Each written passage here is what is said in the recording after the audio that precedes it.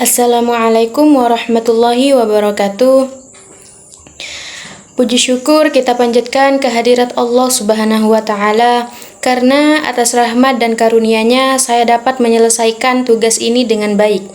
Perkenalkan, nama saya Siti Qurratul Aini Hadi dari kelas 4B program studi PGMI.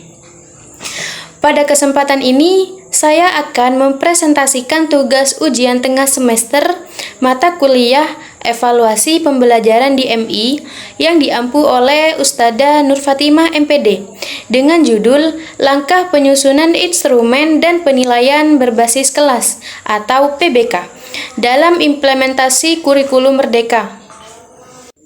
Nah, yang pertama ada penilaian berbasis kelas atau PBK. PBK di sini merupakan proses penilaian yang dilakukan secara berkelanjutan oleh guru di dalam kelas. Artinya, penilaian tidak hanya dilakukan di akhir pembelajaran, tetapi juga sejak awal hingga selama proses pembelajaran itu berlangsung. Melalui PBK ini, guru dapat memantau perkembangan belajar siswa secara lebih detail, mengetahui kelebihan dan kekurangan siswa, serta memberikan umpan balik yang sesuai.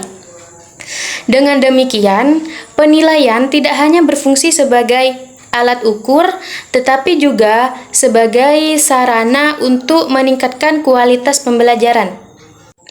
Nah, yang selanjutnya yaitu dalam menyusun instrumen penilaian, terdapat beberapa langkah yang harus dilakukan secara sistematis. Yang pertama yaitu menganalisis capaian pembelajaran atau CP, yaitu kompetensi yang harus dicapai oleh semua siswa. Dan yang kedua yaitu menetapkan kriteria ketercapaian tujuan pembelajaran atau KTTP sebagai standar keberhasilan siswa. Dan yang ketiga yaitu merancang kisi-kisi instrumen yang berisi indikator penilaian. Dan yang keempat, menyusun butir instrumen seperti soal atau tugas yang sesuai dengan indikator. Dan yang terakhir yaitu membuat rubrik penilaian agar penilaian lebih objektif dan terukur.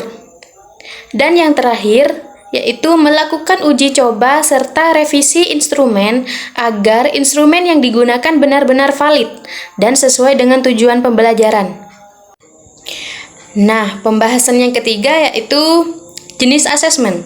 Dalam kurikulum Merdeka terdapat dua jenis asesmen utama, yaitu asesmen formatif dan asesmen sumatif.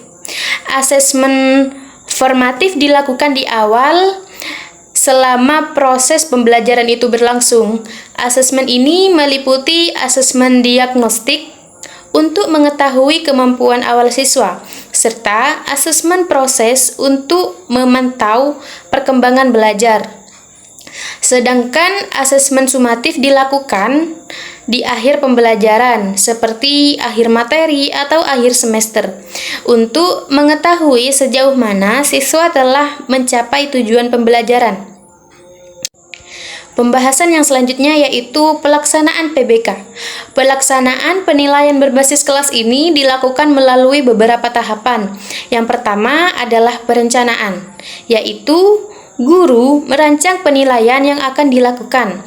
Yang kedua, pelaksanaan dan pengumpulan data, yaitu proses penilaian secara langsung. Yang ketiga, yaitu pengolahan hasil asesmen, mengolah data menjadi informasi yang bermakna.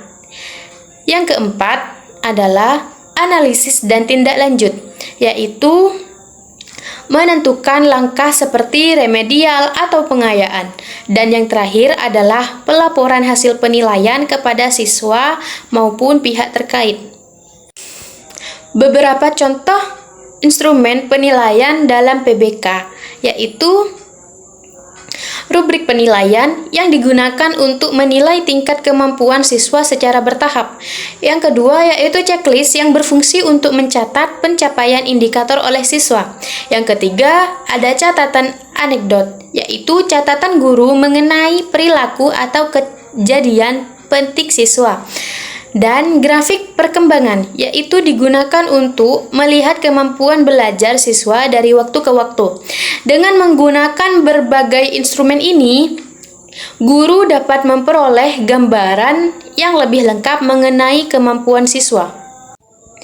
Berdasarkan pemaparan yang telah saya sampaikan, dapat disimpulkan bahwa penilaian berbasis kelas merupakan bagian yang sangat penting dalam kurikulum merdeka, karena dapat membantu guru untuk menilai peserta didik secara menyeluruh, baik dari proses maupun hasil belajar.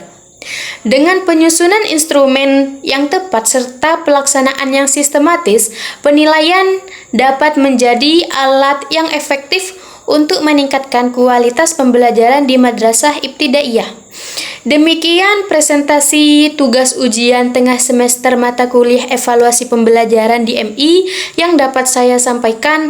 Saya mohon maaf apabila terdapat kekurangan dalam penyampaian. Terima kasih perhatiannya Bapak atau Ibu dosen. Wassalamualaikum warahmatullahi wabarakatuh.